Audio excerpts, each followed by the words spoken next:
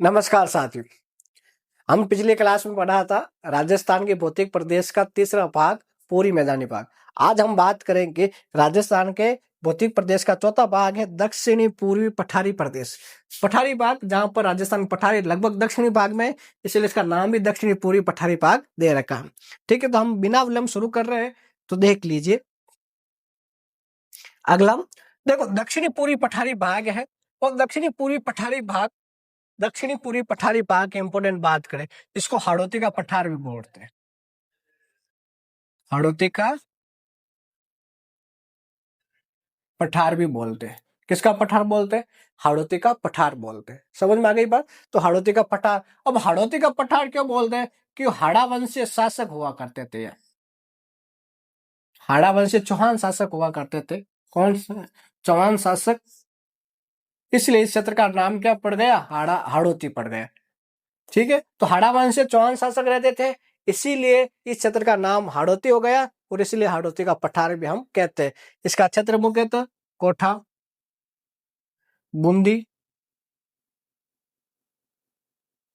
बूंदी, सवाई माधोपुर, बारा मुख्य क्षेत्र। इसके अलावा रावत भाटा का, चित्तौड़गढ़ का और बिजोलिया। कहा? भीलवाड़ा का। ठीक है, कोटा, बूंदी, सवाई माधोपुर और बारा ये मुख्य क्षेत्र है किसके? दक्षिणी पठारी भाग के। और रावत भाटा और चित्तौड़गढ़ रावत भाटा में है, रावत भाटा है जो चित्तौड़गढ़ में, और बिजोलिया है जो भीलवाड़ा में है। ये प्रमुख क्षेत्र यहाँ पर है। कोई डाउट है क्या? नहीं है? हम आगे चले। ठीक है, तो देखो यहाँ पर आगे क्या देखो, क्षेत्रफल। यहाँ तो वेरी इंपॉर्टेंट, ये आपको 2 बार पढ़ लिया हमने। फिर वापस 6.89% यहाँ पर क्या है? क्षेत्रफल है। लगभग 11% या क्या है?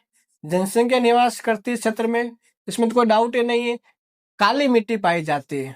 कैसी मिट्टी पाई जाती है? काली मृदा पाई जाती है। वेरी वेरी इंपॉर्टेंट है। फसल आपको इंपॉर्टेंट ध्यान रखना है, कपास। आगे पढ़ेंगे कृषि में बहुत अच्छी तरीके, कृषि में।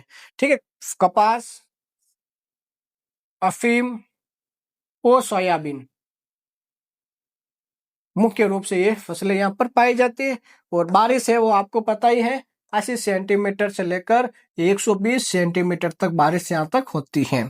कितनी? 80 से लेकर 120 सेंटीमीटर तक बारिश होती है, जो राजस्थान में दक्षिणी पूर्वी भाग में सर्वाधिक बारिश होती है। ये जलवायु जब पढ़ेंगे, मौसम जब पढ़ेंगे, और मौसम में जब बारिश पढ़ेंगे तो विस्तार से बात करेंगे किस प्रकार से बारिश आती है, किस प्रकार बारिश जाती है, और उसकी यहाँ वहां पर सर्वाधिक बारिश क्यों होती है, मौसम वाले भाग में से कम बारिश क्यों होती है। सारी चर्चा आगे जो आने वाले टॉपिक में करेंगे। यहाँ जलवायु कैसी होगी? अति आर्द्र जलवायु है, बिल्कुल होगी अति आर्द्र। वर्षा ज्यादा होगी तो अति आर्द्र जलवायु होगी। तो अति आर्द्र जलवायु यहाँ है। यह वेरी इंपॉर्टेंट लिखा है। उपरमाल, उपरमाल क्या है? उपरमाल का पठार।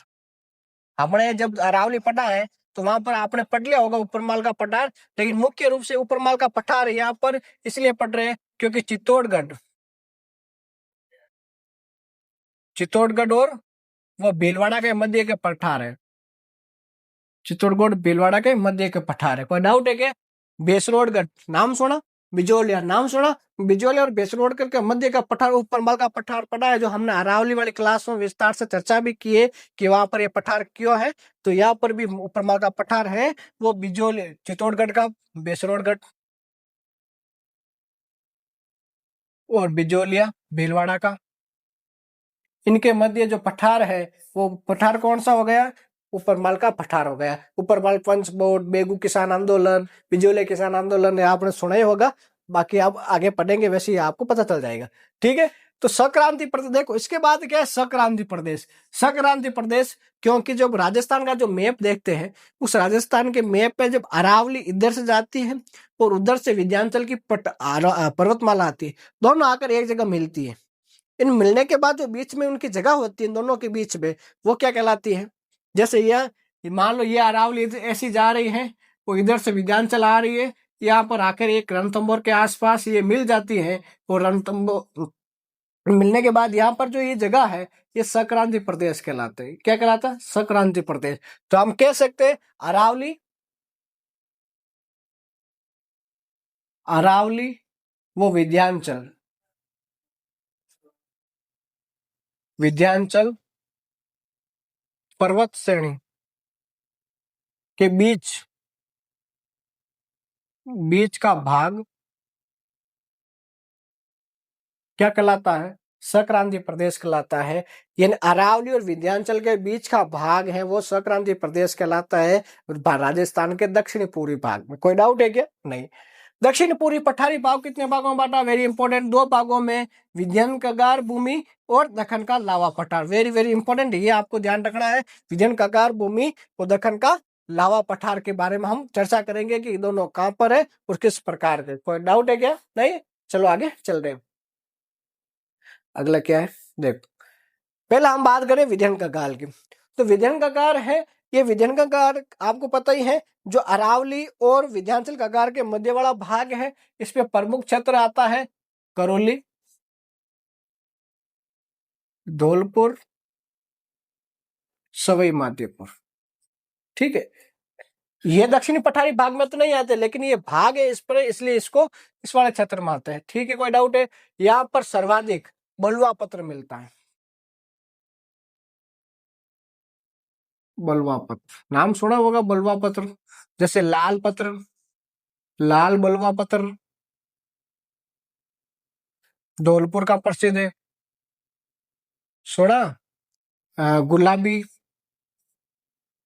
गुलाबी बलुआ पत्र, गुलाबी है जो करौली का प्रसिद्ध है।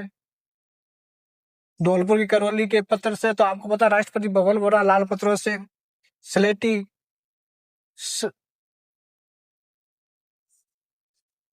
स्लेटी है जो वो है बूंदी का।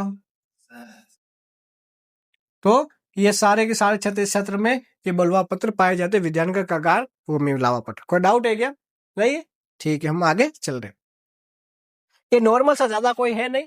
अब मां सीमांत पर ये राजस्थान के पूर्वी भाग में, पहली बात तो ये ध्यान रखना है, राजस्थान के पूर्वी भाग में कहां पर है? अरावली और विंध्याचल जो पर्वत मिलता है वहां पर। अरावली वो विंध्याचल पर्वत के मिलने वाली जगह। तो अरावली और विंध्याचल को मिलने वाली जगह है वो क्या कहलाता है? मांस विमान भ्रंश कहलाता है। क्या कहलाता है? मांस विमान क्षेत्र कहलाता है। इसमें देखो चित्तौड़गढ़ का बेगू क्षेत्र लिख देता हूं मैं। चित्तौड़गढ़ का बेगू क्षेत्र इस क्षेत्र में आता है, मांस विमान में। उत्तरी कोटा आता है, उत्तरी कोटा आता है। और बूंदी, बूंदी का सत्तूर क्षेत्र आता है। ठीक है, बूंदी का सत्तूर क्षेत्र, ये मुख्य रूप से सवाई माधोपुर। ठीक है, तो ये सारा के सारा क्षेत्र किस पे आता है? मां सीमांत चित्तौड़गढ़, कोठा, बूंदी, सवाई माधोपुर वाले क्षेत्र में मुख्यतः ये सीमांत है जहां पर मिलते हैं वो अरावली और विंध्याचल पर्वतमाला। ठीक है, इसका दूसरा भाग है दक्कन का लावा पठार। दक्कन का लावा पठार, लावा पठार का मतलब ज्वालामुखी से निर्मित मैदान पठार है, उसको दक्कन का लावा पठार कहते हैं। ये दक्कन का लावा पठार मुख्यतः उन 4 जिलों में आते हैं। हाड़ौती प्रदेश में आता है, हाड़ौती प्रदेश में। हाड़ौती प्रदेश में क्या आएगा आपको बताइए? कोटा, बूंदी, बारा और झालावाड़। ठीक है, तो कोटा, बूंदी, बारा और झालावाड़ वाले क्षेत्र में ये दक्कन का लावा पठार है। ये अर्धचंद्राकार पर्वत, बूंदी की पहाड़ियां, मुकुंदरा की पहाड़ियां, साबाच उच्च भूमि, वो झालावाड़ का पठार, डंग धर्ग उच्च भूमि, ये सारे के साथ दक्कन के लावा पठार का ही भाग है। किसके भाग है? ये सारे इनके ही भाग है। तो अर्धचंद्राकार पहाड़ियां कहां पर है? तो अर्धचंद्राकार पहाड़ियां आपको पता है झालावाड़ में है। ये बूंदी की पहाड़ियां बूंदी में है। मुकुंदरा की पहाड़ियां झालावाड़ से लेकर कोटा तक है। झालावाड़ से लेकर कोटा तक। साबाच उच्च भूमि बारा में है। ये झालावाड़ का पठार झालावाड़ में है, और ये भी झालावाड़ में है। तो ये सारे सारे झालावाड़ में ही है। आगे बात समझ में। और ये बूंदी, झालावाड़ और बूंदी दोनों में अर्धचंद्राकार की पहाड़ियां हैं।